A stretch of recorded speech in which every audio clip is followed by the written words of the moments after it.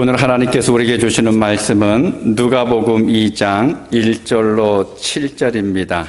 신약성경 89페이지 누가복음 2장 1절부터 7절까지 우리 다 같이 일어나셔서 한 절씩 교독하여 봉독하도록 하겠습니다. 그때에 가이사 아구스도가 영을 내려 천하로 다 호족하라 하였으니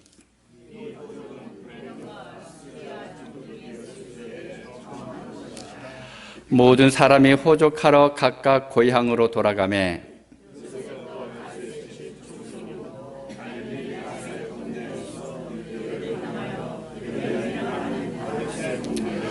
그 약혼한 마리아와 함께 호족하러 올라가니 마리아가 이미 잉태하였더라. 같이 읽습니다. 첫 아들을 낳아 강보로 쌓아서 구유에 뉘었으니 이는 여관에 있을 곳이 없음이러라. 아멘. 다 같이 앉아주시기 바랍니다. 메리 크리스마스. 예수님이 오셨습니다. 인사해 보시기 바랍니다.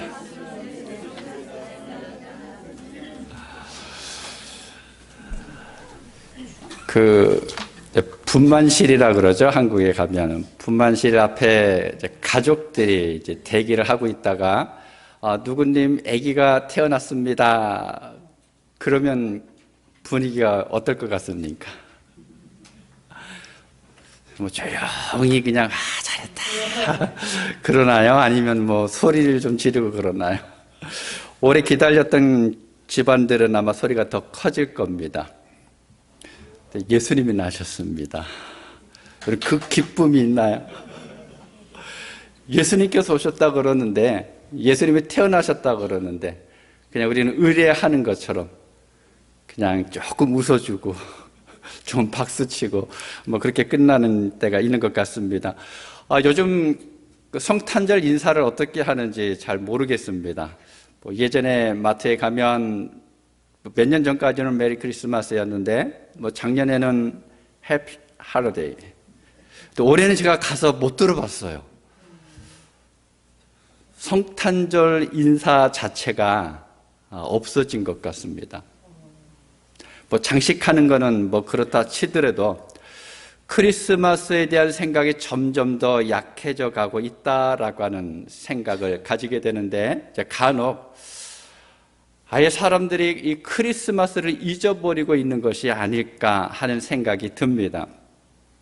그냥 연말이 됐으니까 하루 쉬는 날로, 또 때로는 중간에 좀 휴일을 만들어서 여행하는 날로 생각하고 있는 듯한 그런 생각이 들기도 합니다.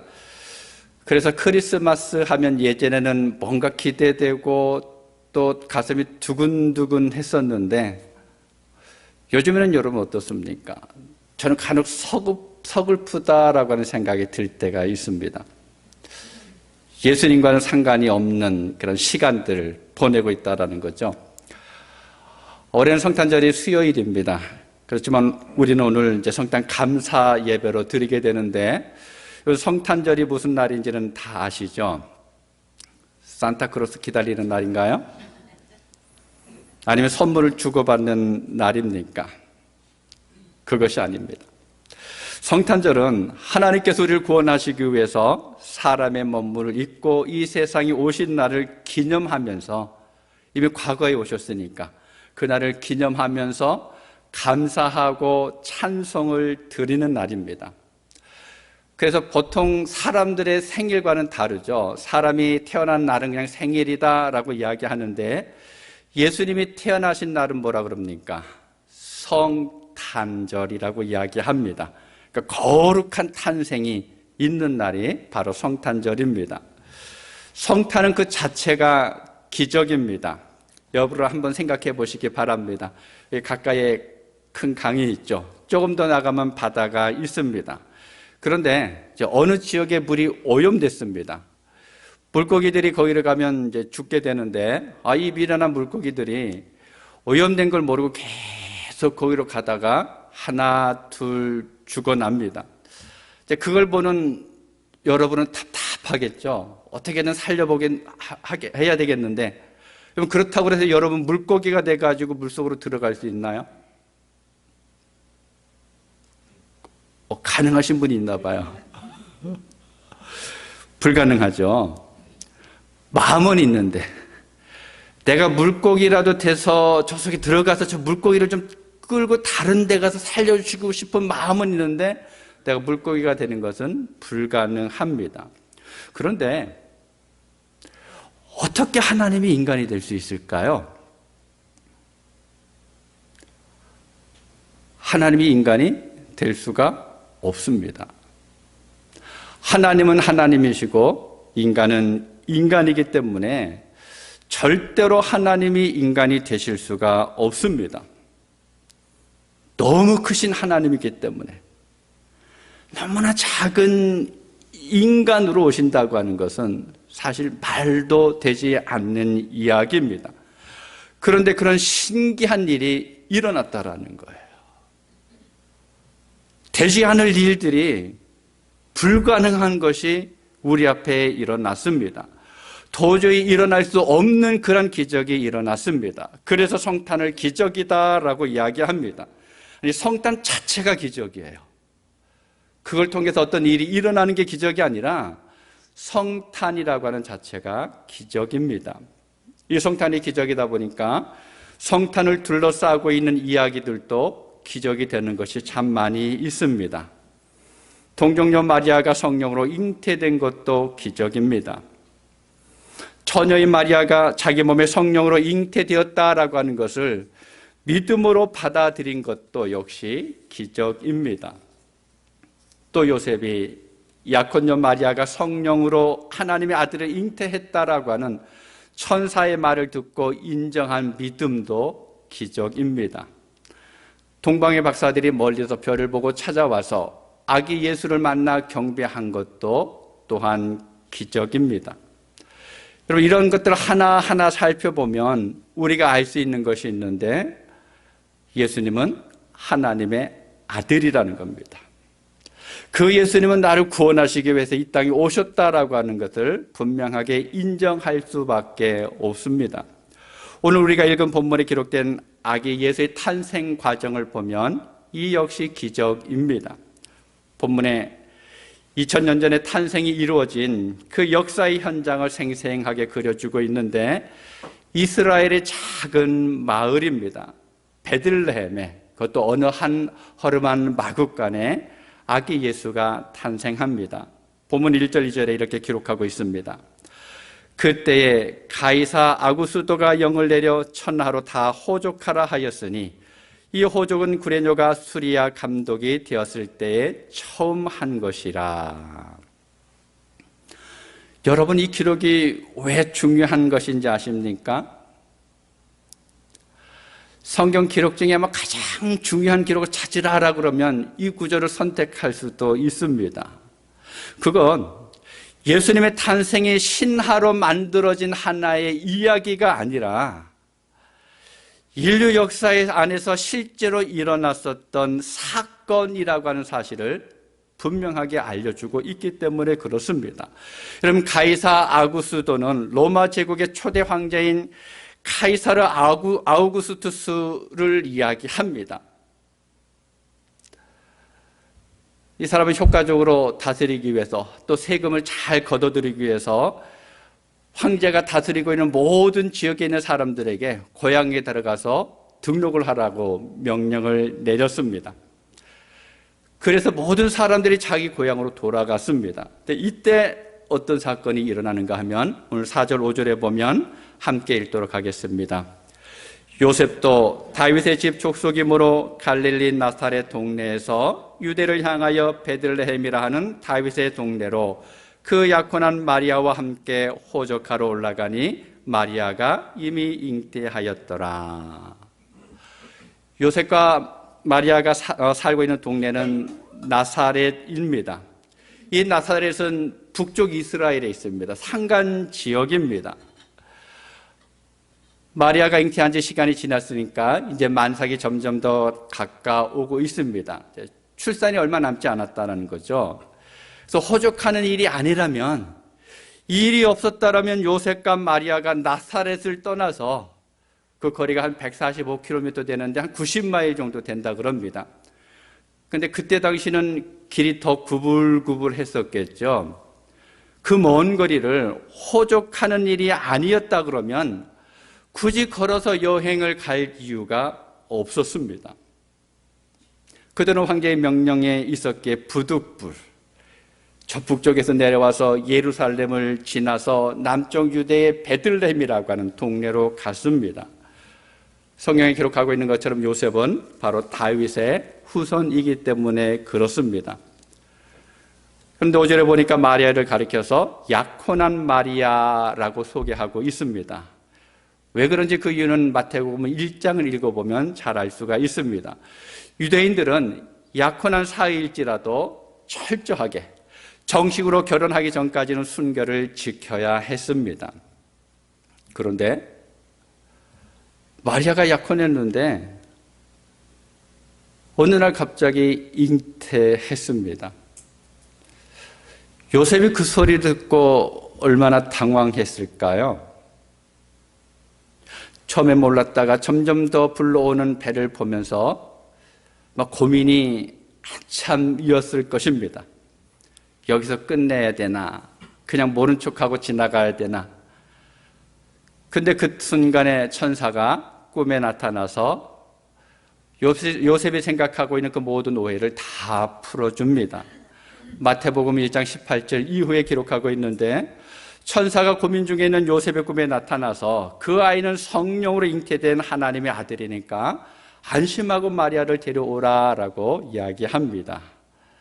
그래서 마태복음 1장 24절 25절에 보면 요셉이 잠에서 깨어 일어나 주의 사자의 분부대로 행하여 그의 아내를 데려왔으나 아들을 낳기까지 동침하지 아니하더니 나음에 이름을 예수라 하니라. 요셉은 마리아를 보호하기 위해서 집으로 데려왔습니다. 그런데 잠자리는 같이 하지 않았습니다. 아직 결혼한 상태가 아니기 때문에 성경에서도 그 약혼한 마리아라고 이렇게 기록하고 있습니다. 요셉과 만삭인 이 마리아가 호적하기 위해서 베들레헴에 왔는데 그곳에 머무는 동안에 해산을 하게 됩니다.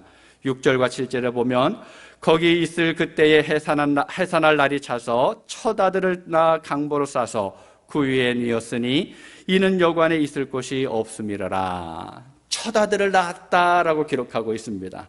여러분, 이 말은 무엇입니까? 요셉과 마리아가 이후에 자녀들을 더 낳았다라고 하는 그런 의미가 있죠. 그런데 요셉과 마리아가 첫 아들을 낳은 다음에 어디에다 누였습니까? 구유에. 베들레헴의 한 마국간, 이곳이 바로 성탄의 역사적인 현장입니다. 그런데 이 성탄이 있기 전에 이미 700년 전에 미가라고 하는 선지자가 이것을 예언을 했습니다. 미가서 5장 2절에 보면 우리 함께 읽도록 하겠습니다. 베들레헴 에브라다야, 너는 유다 족속 중에 작을지라도 이스라엘을 다스릴 자가 내게서 내게로 나올 것이라. 그의 근본은 상고의 영혼에 있느니라. 여러분, 한번 잘 생각해 보시기 바랍니다. 만약 이때 예수님이 요셉과 마리아가 살고 있었던 그 동네인 나사렛에서 태어나셨더라 그러면 어떻게 됩니까? 예언은 틀린 것이고 성경은 거짓말하는 겁니다. 만약에 예수님 베들레헴에서 태어나지 않으셨다 그러면 성경을 믿을 수 없는 근거가 되는 거예요. 구약에 보면 성탄에 관한 예언을 포함해서 한 350개 정도의 예언이 나오는데 만약에 그 중에 하나만이라도 틀린다 그러면 성경을 정확무오하다라고 하는 하나님의 말씀으로 믿을 수가 없습니다. 그런데 그 예언들이 다 이루어졌습니다. 장소도 딱 맞게 이루어졌습니다. 여러분, 이게 정말 신기하고 놀라운 일이에요. 그래서 예수님이 베들레헴에서 태어나는 사실 자체가 기적입니다. 예수님이 베들레헴 마국간에 태어나신 것을 보면 하나님의 긍휼과 섭리가 얼마나 세밀하게 이루어져 가고 있는지 알 수가 있습니다. 여러분, 로마 황제하고 요셉이 서로 편지를 주고받으면서 약속을 했었을까요? 요즘은 전화가 있으니까 전화해가지고 내가 거기 아기 낳으러 가야 되는데 그냥은 갈 수가 없으니까 당신 호적 명령을 내려주십시오 라고 하면서 여러분 약속하면서 그랬을까요? 그렇지 않습니다. 이 사람들은 각각 자기의 의지대로 행했습니다. 그렇지만 그 모든 일들은 하나님의 계획하심 가운데 있었다라는 거예요. 내 정치적인 목적을 가지고 호적을 명령했었지만 그러나 하나님께서 이미 그 모든 것을 이끌어가고 계시다라는 것입니다. 전지하신 하나님, 전능하신 하나님께서 보이지 않는 손길로 그들의 마음을 움직이신 것입니다. 그러면 예수님이 왜 마구간에서 태어나셔야 했을까요? 하나님의 아들이라 그러면 좋은 집에서 아니면 좀 더 나으면 왕궁에서 태어날 수도 있는데 그러지 않았습니다. 오늘 본문에 보면 이렇게 말합니다. 7절 후반부에 보면 이는 여관에 있을 것이 없음이라라. 여관에 빈방이 없었기 때문이라는 것입니다. 만삭의 아내를 이 요셉이 데리고 다니면서 방을 구하는데 가는 곳마다 빈방이 없다고 이야기합니다. 사정사정 해보는데 빈방이 안 된다라고 이야기합니다. 그럼 얼마나 당황하고 난처했을까요? 얼마나 조급했겠습니까? 당시의 상황을 보면 빈방이 없다라고 하는 말이 이해가 되기도 합니다. 미국에서도 여행 다닐 때 생각해보면 금방 알 수 있을 것 같습니다. 사람이 가장 많이 모일 때, 연말, 연시, 아니면 휴가철 피크가 되면 어떻습니까? 호텔 가격은 몇 배로 비싸지죠? 그나마도 방이 없습니다. 이와 마찬가지라는 겁니다. 겉으로 보기에는 분명히 빈방이 없습니다. 그런데 이 내용을 가만히 생각해 보면 방이 없는 진짜 이유는 다른 데 있다라는 거예요. 그게 뭡니까?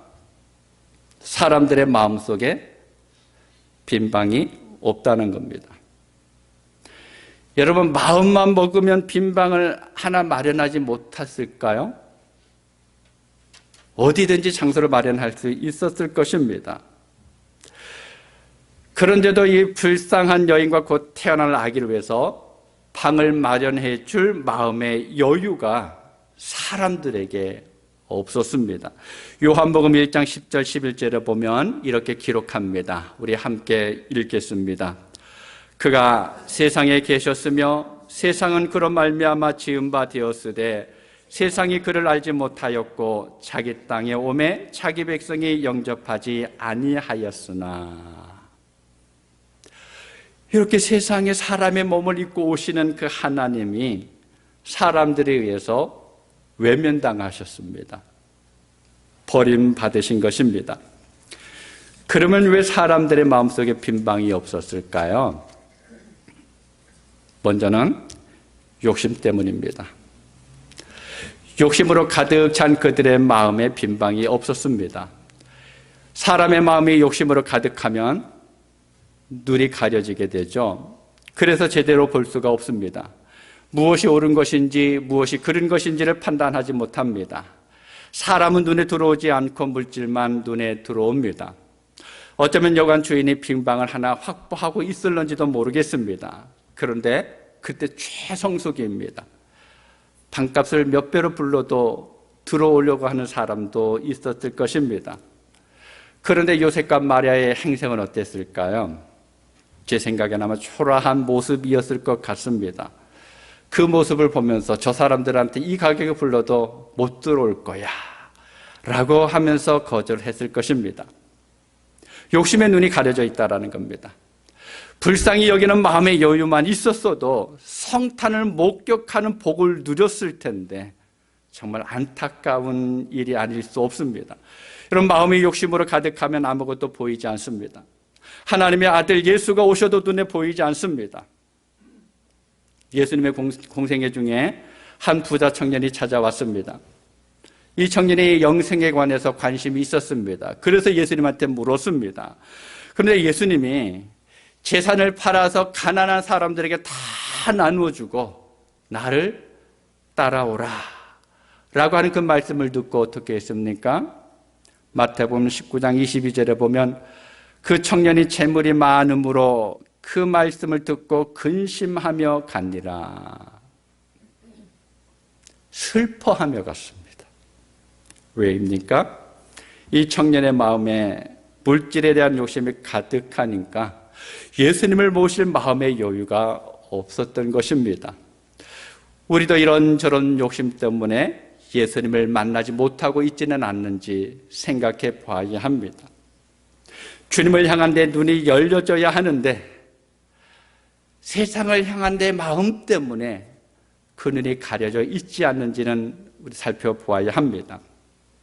두 번째로는요, 즐거움 때문입니다. 그들은 즐기는 일에 마음을 다 빼앗겼습니다. 그래서 마음의 빈방이 없었습니다.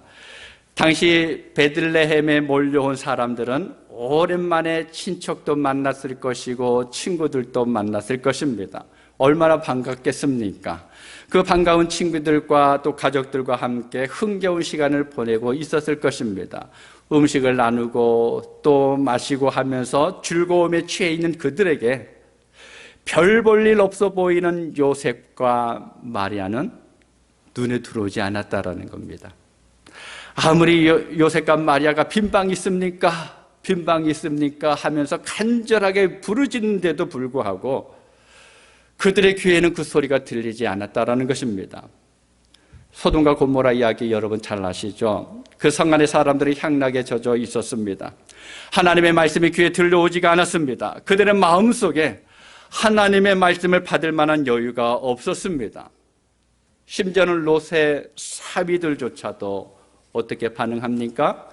창세기 19장 14절을 보니까 롯이 나가서 그 딸들과 결혼할 사위들에게 말하여 이르기를 여호와께서 이 성을 멸하실 터이니 너희는 일어나 이곳에서 떠나라 하되 그의 사위들은 농담으로 여겼더라. 하나님의 말씀을 전했는데 농담으로 생각했습니다. 여러분, 오늘 우리의 시대는 다를까요? 성탄의 주인공이 누굽니까? 예수님입니다. 분명히 주인공이 예수님인데 그런데 주인공 되시는 예수님을 바깥으로 밀어내버린 이상한 성탄절이 되어버렸습니다. 크리스마스가 무슨 뜻인지는 아시죠? 그리스도와 예배를 합친 말입니다. 그러니까 성탄절은 하나님의 아들 예수 그리스도를 예배하는 날이다라고 하는 의미입니다. 그런데 세상은 즐거움에 빠져서 이 예수님을 영접할 마음의 여유를 갖지 못합니다. 즐기는 것은 좋은데 그런데 예수님은 싫다라는 것입니다. 여러분, 1년 중에서 거리에 나와서 흥청거리는 가장 많은 사람들이 있는 때가 언제입니까? 1년 중 범죄 사건이 가장 많이 일어나는 때가 언제입니까? 가난하고 소외된 사람들은 상대적으로 더 외롭고 힘든 시간을 보내는 때가 언제입니까? 인간의 죄를 대속하기 위해서 세상에 오신 예수님을 당혹하게 만들고 있는 지금의 모습입니다. 여러분, 크리스마스를 찾아야 합니다. 우리가 즐거운 것에 빠져 있다 버리면 예수님을 놓칠 수가 있습니다. 세 번째로는요, 분주함 때문입니다. 사람들은 분주해서 마음속에 빈방이 없었습니다. 요간 주인들은 손님들을 돌보느라고 왔다 갔다 하면서 정신이 없었습니다. 그래서 방을 달라고 간청하는 요셉과 마리아의 요구가 단지 귀찮은 존재일 뿐이었습니다. 그 분주함 때문에 예수님을 영접할 수 있는 기회를 놓치고 말았습니다. 누가복음 14장에 보면 예수님께서 이런 예화를 드십니다. 비유로 말씀하시는데 어느 주인이 큰 잔치를 준비합니다. 준비하면서 사람들에게 미리 초대장을 다 보냈습니다. 그리고 잔치하는 날 하인들을 보내서 사람들을 데려와라 그랬는데 여러분 어떻게 했습니까? 하나같이 핑계를 대면서 오지를 못합니다. 밭을 샀으니까 나는 나가봐야 되겠다. 소를 샀으니까 나는 시험해 봐야 되겠다. 내가 장가 들었으니까 아내를 기쁘게 하기 위해서 나는 못 가겠다. 모두 다 바쁘다는 핑계를 댑니다. 우리가 정말 바쁘면 뭐라고 이야기합니까? 눈, 코 뜰 새가 없다라고 이야기합니다. 여러분, 눈을 뜰 여유가 없으니까, 그러니까 당연히 눈에 보이는 것이 없죠. 일만 바라보면서 이 일에서 눈을 떼야 되는데 눈을 떼지 못하니까 예수님이 옆에 계신데도 못 보고 있다는 것입니다. 마음의 여유가 생기지는 않습니다. 빈방이 없습니다. 오늘날도 많은 사람들이 이런 모습으로 살아가고 있습니다. 세상에서 욕심을 추구하느라고 바쁘니까 예수님을 영접할 여유가 없습니다. 세상의 즐거움을 누리느라고 예배하고 신앙의 공동체를 이룰 시간도 없습니다. 세상의 일에 분주해서 하나님에 대해, 천국에 대해, 자기 인생에 대해서 생각할 여유가 없습니다. 그래서 구주 되시는 예수 그리스도를 내 마음 밖으로 자꾸만 밀어내고는 내 생각대로 이랬다 저랬다 하면서 살아갑니다. 그러면 여러분, 우리는 어떨까요? 저와 여러분은 어떻습니까? 정말 주님과 함께 살고 있습니까? 여러분의 마음에 주님을 모시고 있습니까? 예수님이 내 삶의 주인인 것이 맞습니까? 주님의 마음, 주님의 말씀이 여러분의 삶의 한복판에 자리하고 있습니까? 신앙생활은 듬성듬성하면, 대충대충 하면 안 됩니다. 치밀해야 합니다. 계시록 3장 20절에 보면 우리가 잘 아는 말씀이 있습니다. 그림을 한번 먼저 보시죠. 많이 보셨죠?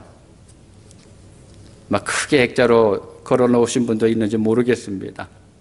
그 옆에 말씀 우리 함께 읽도록 하겠습니다. 볼지어다 내가 문 밖에 서서 두드리노니 누구든지 내 음성을 듣고 문을 열면 내가 그에게로 들어가 그와 더불어 먹고 그는 나와 더불어 먹으리라. 아멘. 문은 내 마음입니다. 마음을 열면 예수님이 내 안으로 들어오시겠다라고 말씀합니다. 그런데 누구의 마음을 열어야 합니까? 지금 주님이 누구의 마음의 문을 두드리고 있습니까? 누구 마음을 두드리고 있습니까? 저와 여러분의 마음입니다. 예수님을 믿는다고 이야기하고 있는, 내가 예수님 따라가겠습니다, 내가 예수님 말씀 붙들고 살아가겠습니다 라고 말하고 있는 내 마음속에 주님이 들어오기를 위해서 계속해서 두드리고 계시다라는 거예요. 예배하는 삶을 살아가고 있고 말씀을 읽고 이 말씀을 묵상하면서 살아가고 있는데, 그런데도 여전히 마음의 문을 열지 못하고 있는 내 마음 문 앞에 와서 주님께서 계속 두드리고 계십니다. 여러분, 주님을 모실 만한 마음의 빈방이 있습니까? 아니, 그 주님이 오셔서 비집고 들어오셔서 서 계실 만한 그 조그마한 틈이라도 여러분 안에 있습니까? 사랑하는 여러분, 성탄절을 맞이하면서 우리에게 가장 중요한 것이 무엇일 것 같습니까? 조용히 내 자신을 살피면서 내 마음속에 주님을 모실 만한 빈방을 준비하고 있느냐라고 하는 것을 돌아보는 것입니다. 부활하신 주님께서 하늘로 올라가시면서 언젠가는 내가 다시 오겠다, 내가 너희들 곁으로 다시 오겠다라고 말씀하셨는데, 그 약속을 믿는다 그러면 주님이 오실 거야, 분명히 오실 거야 라고 하는 확신이 있다 그러면 그 주님이 오셨을 때 맞이할 수 있는 마음의 빈방이 있어야 합니다. 여러분의 마음에 그 빈방이 있습니까? 오늘 예배하는 사랑하는 그레이스 성경교회 성도 여러분, 언제든지 주님을 모시는 마음의 빈방을 준비해서 주님을 맞이하실 수 있기를 바랍니다. 오늘 오실런지, 내일 오실런지, 아니면 내가 천국을 향해 걸어갈런지 우리는 알지 못하지만 중요한 것은 내 안에 그 주님을 모실 수 있는 공간이 있느냐라고 하는 것입니다. 성탄의 계절, 주님이 오신 날을 우리가 바라보면서 축하하고 감사하고 기뻐하는 일도 분명히 해야 합니다. 그러면서 동시에 내 마음 구석에 주님이 모실 방을 준비해야 합니다. 주님이 들어오실 수 있는 그 공간을 만들고 살아감으로 인해서 언제든지 예수님을 맞이하는 여러분 모두가 되실 수 있기를 주님의 이름으로 축복합니다. 기도하겠습니다. 아버지 하나님, 감사합니다. 우리를 살리시기 위해서 독생자를 사람의 몸으로 이 땅에 보내주셨는데, 그런데 많은 사람들은 그 예수님을 영접하지 못했습니다. 예수님을 외면했습니다. 예수님을 멀리 했습니다. 그러나 주의 사랑하는 백성들은 하나님의 은혜 가운데 예수님을 만났고 예수님을 향해서 믿음의 고백을 하고 또 날마다 때가 되면 예수님을 찬양하는 삶을 살아갑니다.